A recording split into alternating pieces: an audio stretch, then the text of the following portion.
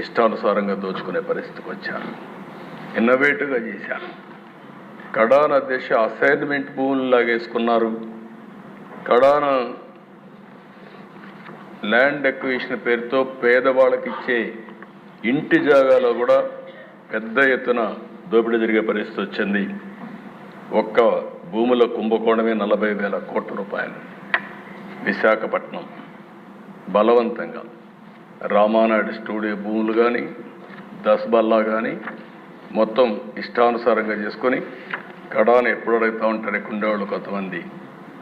ఏదైతే ఋషికొండ ప్యాలెస్ ఏం చేయాలని ఒక వ్యక్తికి ఉండే అహంభావం 500 కోట్ల రూపాయలు ఖర్చు పెట్టి కొండంతా కొట్టేసి, ఒకప్పుడు ఋషికొండ అంటే మనకు ఒక హిస్టారికల్ ఇంపార్టెన్స్ ఉండే ప్లేస్ని అలాంటి దాన్ని కొట్టేసి అక్కడ ప్యాలెస్ కట్టుకున్నాడు. ఆ ప్యాలెస్ కట్టుకోవడం ఇప్పుడు వాళ్ళ నాయకులు చెబుతున్నారు. ఎందుకు కట్టారంటే ప్రధానమంత్రి ప్రెసిడెంట్ ఆఫ్ ఇండియా వస్తారంట, వాళ్ళ కోసం నేను ప్యాలెస్ కట్టాడంట. అంటే ఇంకా మనం అందరం నమ్మాలి దిశ. అంటే ఈ రాష్ట్రంలో ఎక్కడికి పోతుందో నాకైతే అర్థం కావడం లేదు. శాశ్వతంగా కొంతమంది నాకు వచ్చి చెప్పారు, ఓసారి ఒక్కొక్క వ్యక్తి ఏ విధంగా తలుస్తారు, భగవంతుడు ఏ విధంగా నిర్ణయిస్తాడు అనేది ఇది ఒక ఉదాహరణ దిశ. 500 కోట్ల రూపాయలు టూరిజం డబ్బులు ఖర్చు పెట్టి బ్రహ్మాండంగా మిగిలిన డబ్బులన్నీ డైవర్ట్ చేసి ప్యాలెస్ కడితే అక్కడ కథలుగా చెప్తున్నారు. ఇంకా నేను కూడా మొత్తం డీటెయిల్స్ తెప్పించాలి, ముందు ప్రాధాన్యత క్రమంలో మిగిలిన పనులన్నీ చేస్తున్నాం. ఆ డబ్బులు ఆ ఉండే అందరూ ఒకసారి ఎమ్మెల్యేలు అందరిని తీసుకెళ్ళాలి. ఒకసారి హౌస్ కమిటీ అంతా ఈ అసెంబ్లీ అయినాక అందరూ వెళదాం, మీతో కూడా కలిసి నేను కూడా చూస్తాను ఎందుకు కట్టారు ఆ ప్యాలెస్. ఆ ప్యాలెస్ ఏం చేయాలనో కూడా నాకు అర్థం కావడం లేదు. ఇప్పుడు ఎవరికి ఇవ్వాలి, ఏం చేయాలి, ఎట్లా ఉపయోగించాలని కొంతమంది సజెస్ట్ చేశారు అధ్యక్ష. ఆ ప్యాలెస్లో టూరిజానికి ఇమ్మని. టూరిజానికి ఇస్తే ఎంత డబ్బులు అవుతుందో నాకు తెలియదు, కాబట్టి దానిపైన కూడా మీరు సూచనలు ఇవ్వాలి. ఇక్కడ కూడా ప్రజావేదిక కూల్చేశారు. ఆ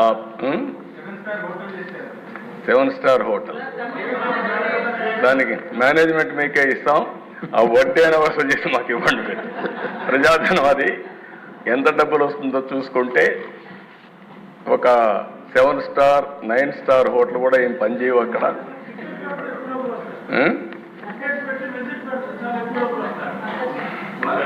ఆ ఓనర్షిప్ మీకే ఇస్తాం, చేసి మాకు వసూలు చేసి ఇవ్వండి, కనీసం దాని మీద పెట్టుబడి అని.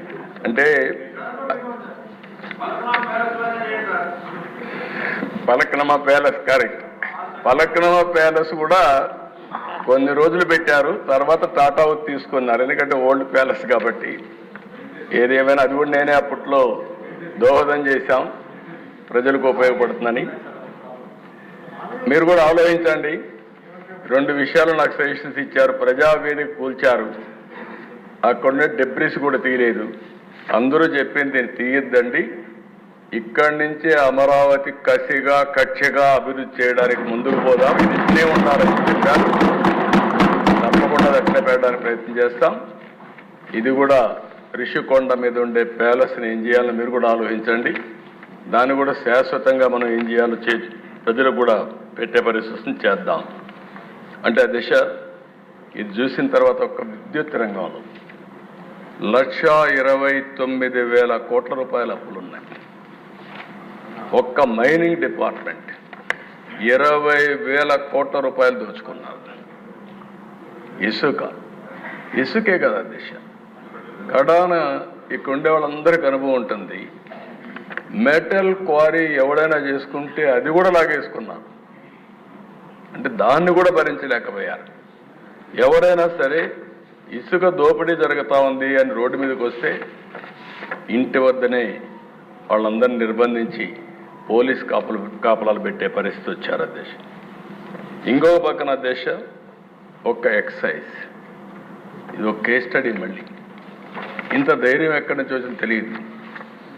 ఢిల్లీలో జరిగినటువంటి స్కామ్ లిక్కర్ స్కామ్ నథింగ్ అధ్యక్ష. దీని ముందర మొత్తం ఐఎంఎఫ్ఎల్ మ్యానుఫ్యాక్చర్ అంత రేపు నుండి నేను మాట్లాడతాను. ఆ డీటెయిల్స్ నేను అక్కడ చెప్తాను. పెద్ద ఎత్తున అవినీతి కాకుండా ప్రజల ఆరోగ్యం పైన ఆడుకునే పరిస్థితి వచ్చారంటే చాలా భయంకరమైన విషయం. ఇది ఒక విధంగా చెప్పాలని క్షమించరాని నేరం. దాన్ని ఆ విషయాన్ని మళ్ళీ మాట్లాడతాను అధ్యక్ష. ఇప్పుడే విష్ణుకుమార్ రాజు గారు అందరూ మాట్లాడుతున్నారు. ఒక వ్యక్తి చెడు వ్యక్తి అయితే ఒక కుటుంబం నష్టపోతుంది. అదే వ్యక్తి చెడు వ్యక్తిగానే పాలకుడు నేరస్తుడైతే, దోపిడీదారుడైతే ఆ రాష్ట్రం మొత్తం నష్టపోతుంది. అదే రాష్ట్రం మనలాగానే మన ఆంధ్రప్రదేశ్ మాదిరిగా ఉంటుంది. అదే చెప్పాను నేను ముందుగా. ఆ రోజు వివేకానంద గారు ఏదైతే కొటేషన్ చెప్పారో, స్ఫూర్తి చెప్పారో అది మనకు వర్తిస్తుంది. నేను దండం పెట్టి అడిగాను 2019లో, ఈసారి కానీ మనం తప్పు చేస్తే చాలా ఇబ్బందులు వస్తాయని. కానీ ప్రజలు కూడా ఆ రోజు ఆశపడ్డారు, ఏదో చేస్తాడని నమ్మారు. అందుకే తిరిగి 2024లో 11 సీట్లు గెలిపించారని ఇప్పుడే మాట్లాడుతూ బాధపడ్డారు. కానీ భవిష్యత్తులో ఇదే మాదిరిగా ఉంటే నా లెక్క ప్రకారం శాశ్వతంగా రాజకీయాలకు అర్హత లేని వ్యక్తి ఇలాంటి వ్యక్తి అని రాజకీయాలు ఎవరైనా ఉండొచ్చు, కానీ ఇలాంటి వ్యక్తులు మాత్రం ఉండడానికి అర్హత లేదు.